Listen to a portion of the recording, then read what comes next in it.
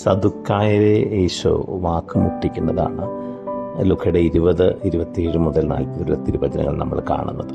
അവർ പുനരുത്ഥാനത്തിൽ വിശ്വസിച്ചിരുന്നില്ല എന്ന്.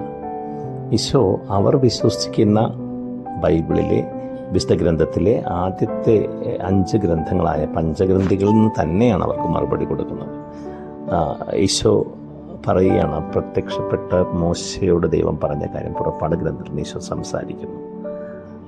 അങ്ങനെ ദൈവം മരിച്ചവരുടെ അല്ല, ജീവിക്കുന്നവരുടെ ദൈവമാണ്. അവൻ്റെ ദൃഷ്ടിയിൽ എല്ലാവരും ജീവിച്ചിരിക്കുന്നവരാണെന്നും മരിച്ചു കഴിയുമ്പോൾ മനുഷ്യൻ ഈ ലോകത്തെ പോലെയല്ല, അവർ മാലാഖ സദൃശ്യരാകുമെന്നും അവർ വേറൊരു ജീവിതത്തിലേക്ക് പ്രവേശിക്കുമെന്നും ഈശോ ആ സത്യത്തെ പറഞ്ഞ് പഠിപ്പിക്കുകയാണ്.